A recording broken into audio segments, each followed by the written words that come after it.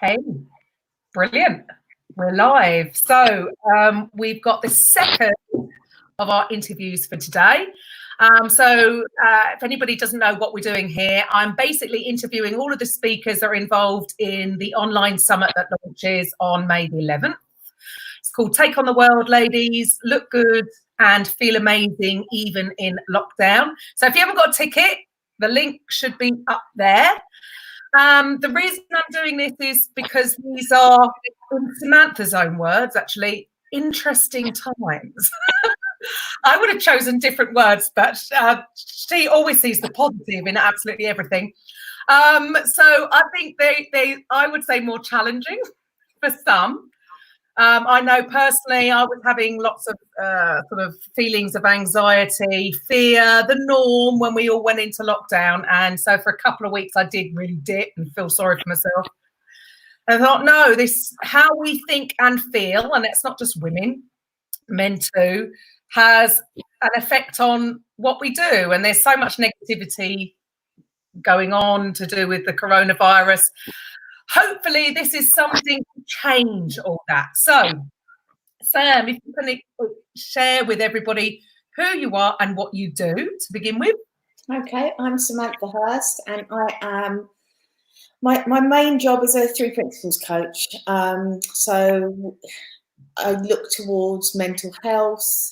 I help people that may be suffering with any mental illnesses, and I also, I suppose, almost like an awakening coach. So even if you're okay, there's something to be seen in what I teach. So it's brilliant for mental health issues, but it's also brilliant for everybody because, you know, I question thought, and what thought is probably the best way to describe what I do.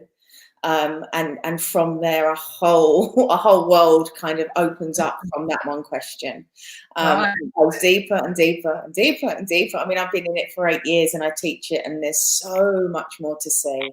So it's about this: what are you really experiencing? So are you really experiencing a virus, or are you experiencing you're thinking about a virus? So again, it's such a brilliant time to get stuck into what I do, because it's like we are all stuck in, and also everyone is questioning what's going on.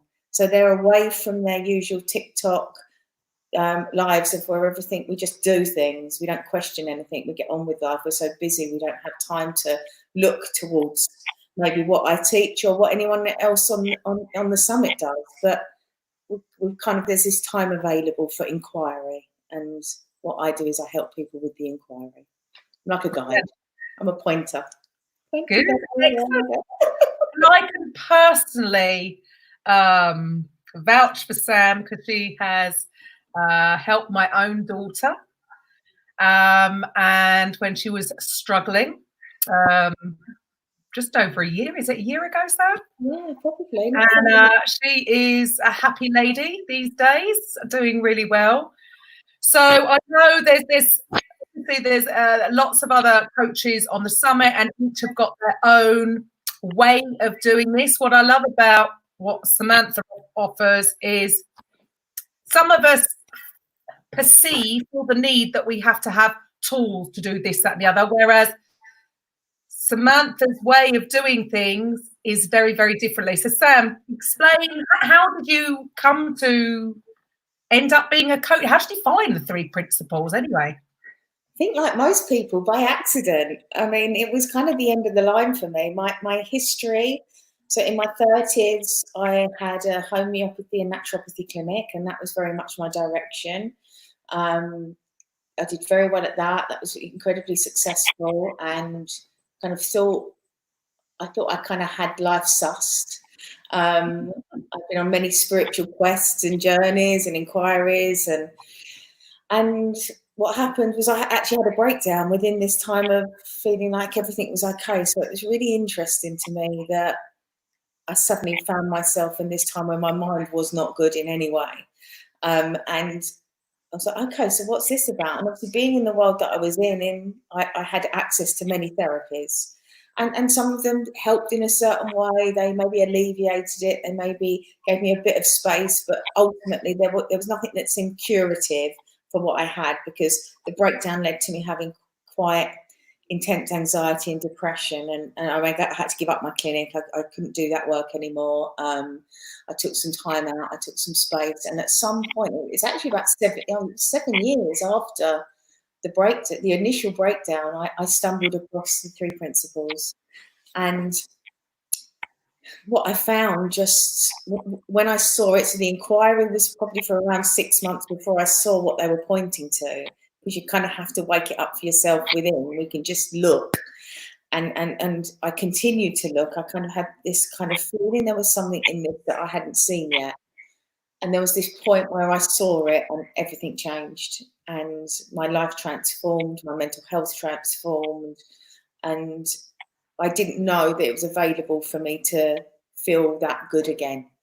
And 8 years later, it's still carrying on. It's still like, oh, life gets better. Oh, life gets better. And it's like all these things that I kind of swept it away. I kind of thought, if I can just be okay. I didn't even look to thrive or to be joyful. After 7 years, it's like, let me just be okay. Yeah. And actually to get to a point where thriving, joy, peace, happiness, understanding were all already inside me, and I just had to see that. It was a huge awakening. Actually, it was a really huge awakening, and it was something I'd searched for my whole life, that I found in my bedroom in February on a Tuesday night, and I've been all over the world looking for it. Funny how things go, isn't it? So yeah, it was this shift, and from there I've spent about a year in a very deep inquiry, because I knew I'd seen something from the first insight that I had, and I kept inquiring. I kept getting healthier and healthier and healthier. And then it was like, well, looking at my background and where I've been, it kind of makes sense to maybe start sharing this with other people. And then that's the last 8 years have been that sharing and that journey, leading to me sitting here with you today. Brilliant. Amazing. And do you feel that, especially, in the current situation that we all find ourselves in, that there may be many people out there that feel that there is no quote unquote cure? I don't want to say cure because we're not broken, but as in how they're feeling from whatever's gone on in the past, in their circumstances, in their current circumstances, they may have this perception that things can't get better, right? What would you say to them? I would deeply question that belief, and I would actually show them that where that belief came from, and how untrue it was. Because if circumstance created feeling, well, this is quite huge, but if it did, then everybody would be feeling the same right now. So what is creating our feeling? And what I teach is pointing to that is this energy of thought that creates feeling. Now, again, it goes, that's on the surface of what I teach. Again, it goes much, much deeper. Mm-hmm. But actually, even that is so helpful to people, to be able to see that this unquestioned thought creates my experience. And suddenly I point people back to, why aren't you questioning your own thinking? Why are you seeing that that's truth? If we really look at thought, it's full of crap a lot of the time. Absolutely. Yeah. Absolutely. So do you feel that, because some of us are not questioning, and we're being fed all these negative, consistent, daily onslaught of negativity, that that's why they're feeling so down, because they're just caught up in the whole negativity of it all, and it's not necessary? It can look like that, but that also isn't true, because that would be outside in. So another way of teaching what I teach is that every feeling we have comes from us.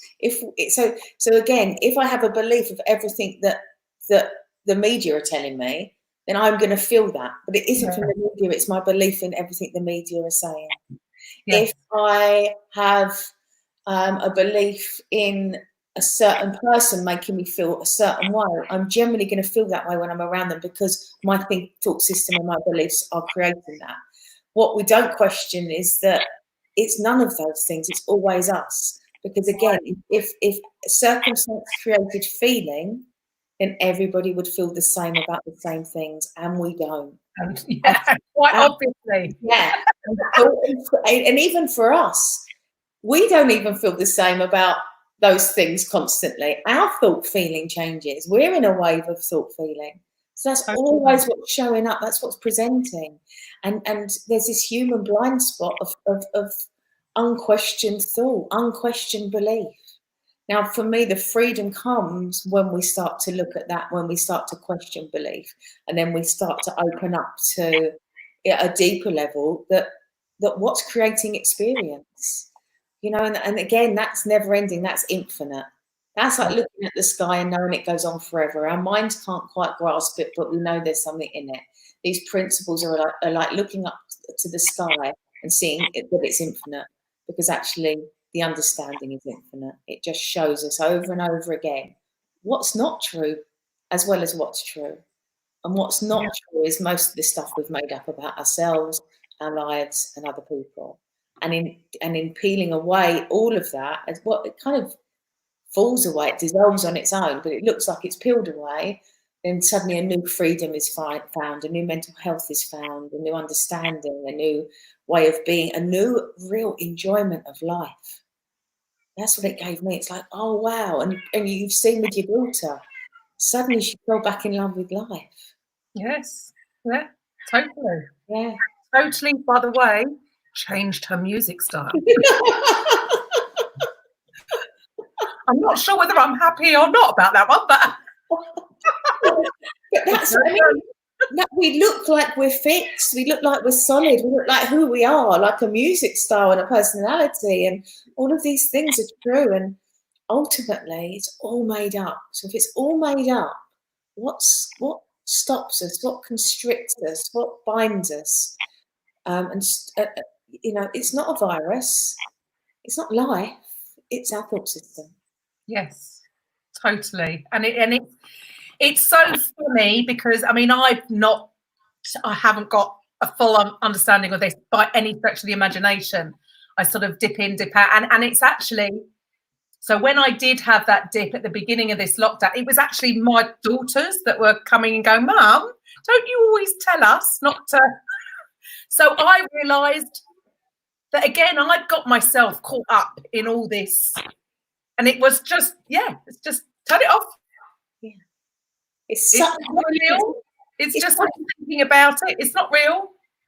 And what a difference in how I feel. It's such a brilliant system. It makes it look real. It makes the world look so real and so stuck and so solid. And what I've seen it so, I mean, God knows how many times I've seen the challenge that someone walks in or we get online and everything looks solid and they really feel bad.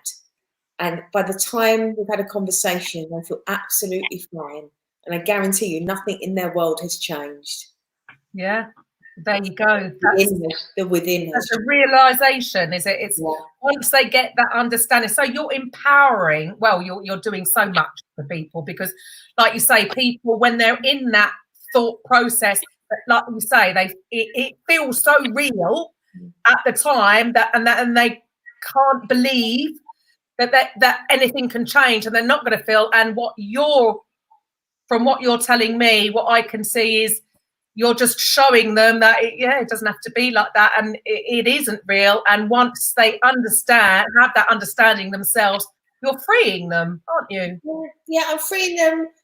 Again, I don't want to sell this as suddenly you get it and suddenly every day you live in kind of enlightenment and nothing's ever a problem. I thought still totally looks real to me at times. Yeah, I dip in and out and in and out. But now I have something that pulls me back out of it. You know, this understanding, this knowing who I am. It's like I get caught, I come back. I get caught, I come back. And it's not that either is wrong. It's not wrong when I'm lost in thought. You know, that's just the system at work. I'm human. I'm going to experience that. and it's not any more right when I'm seeing truth and knowing who I am and kind of sitting in bliss and a really lovely feeling. So all you want to be there, don't you? But what about if we got really comfortable with not being there as well? Yeah. Because actually, when we get into the bad space and we resist, that resistance actually creates more bad space. If we accept that as a human, we get the full gamut of feelings and experiences, and none of them are wrong. What if no feeling was wrong? What then happens? It actually frees us up to come in and out of whatever feeling. Because I don't last as long. You just feel it and it will pass. Yeah. This too shall pass. Yeah. We just get to have a different experience, of seeing the world, and it is such a beautiful freedom to have available to you, even though you don't see it all the time. Brilliant. So can you share with everyone then what you will be talking about, what you'll be doing on the summit? Well, basically this, it'll be just a deep dive into what I'm talking about here and where it leads to, and ultimately this kind of, I love the non-dual conversation as well, and I think that's where the principles take us to, is this opening up to this one energy creates all things, and the appearance of those things is a Karen, is a Sam, and we'll just kind of look, we'll just inquire, and again, it's like, don't have to believe me, look for yourself. Start to observe your own thinking. What happens then? What happens if you challenge your own thinking? Because most of our problems come from believing what we think to be true. Yeah, absolutely. So for those who are very, very new to this and they've never heard of the 3 principles, is there any way that you can explain it or is it's not, you can't explain it like that? Well, how would you describe to people what the 3 principles are? They're the energies, the formless energies behind the human experience. But that can make it sound a bit complicated, or like there's something to get, or it's kind of very, very practical, very logical, and very spiritual at the same time. So I think for me, it would be it's an inquiry into who we are that leads us all back home. And home is peace, joy, love, understanding. And that is always who we are. And that has never left us. And pointing to what's healthy within us, rather than so much as pointing to what's wrong in the world and what's wrong within us. And this kind of idea that we're broken, it's an innate well-being. And it kind of just creates an evolution of the self. And it's a really, really, really interesting journey to go on. And for people that stay with it, at some point life will look different. The thing I can't tell you is how long it will take. Some people get it in 2 days, some people get it in 6 months. But I guarantee if you stay in the conversation, at some point you will see this for yourself, and it will be like a light bulb going off. Amazing. So yes, that's what I love about what you seem to be offering, is more, rather than telling people this is how it is, from my personal understanding, it's more showing them something so that they can have, I suppose, having that aha moment for themselves. Yeah. Would that, there's a lovely saying that the principles are a description, not a prescription. So I very rarely, if ever, tell anybody what to do. I don't give them an exercise. I don't give them a method, a system. It's a conversation that points you back to who you are. And in that conversation kind of hits so deeply that the change is organic and things dissolve that aren't true. And in the dissolving, we change. And it's just very, very beautiful, very, very, very simple. And it just just enlightening. It is enlightening. It is something that points back to lots of what many spiritual teachers point to. And that was something that my journey was previously, was, I lived in India in a commune, and in Eckhart Tolle and all these amazing, they're amazing teachers. But I never got from them what I got from the principles. But then when I got what I got from the principles, I understood what they were talking about so much more deeply. So, that's what they meant. It's a deep understanding, it's a deep knowing, and it's yours. So mine won't be the same as yours, won't be the same as anybody's on the summit. You will have your own awakening, you will have your own experience, and it will connect you deeply to your own wisdom at points that I won't prescribe to you what to do, because you will know what to do. Right. So that, I suppose, that seems to be the difference. Maybe all these different teachers, they have all got it right, but they're trying to, not coming from a bad place, coming from a wanting to help, but forcing their own personal, would you say, methodology, whereas we're all as individuals would have our own slightly different understanding of it all, I suppose. I guess what I would say is there's no wrong place to be, there's no wrong teaching. People go to the places that they go, and it's right for them to do those methods, those teachings, but there's something end of the line about the principles for me. It's unusual for someone to hit the principles, have the insights, and then carry on seeking. Usually it's an end to the seeking. Well, I can vouch for that with, Ella's, she's a happy girl, doing really well. And so thank you. You're welcome. It's beautiful to see. I mean, again, and that's not unusual. It's about not making this unusual or not on the table for everyone. What happened to me, what happened to Ella, what's happened to other people I work with, when you stay in the conversation, that is what is available. No one is more special than anyone else. We're all the same. Yeah. We're all made of the same thing. We're all available to this experience. Amazing. So really, it's just having, I'm sure everybody would love to have simply a conversation with Sam. Excellent. Well, I'm really looking forward to, I'm so glad that you are a part of this. I've known Sam for 30, 28, 30, something like that years. Yeah. And yes, we've been on many journeys. And here you are. Brilliant. I love what you do. I love what you're doing. I love you're helping so many people, and more people need to hear about what this is all about for their own benefit and the benefit of the planet.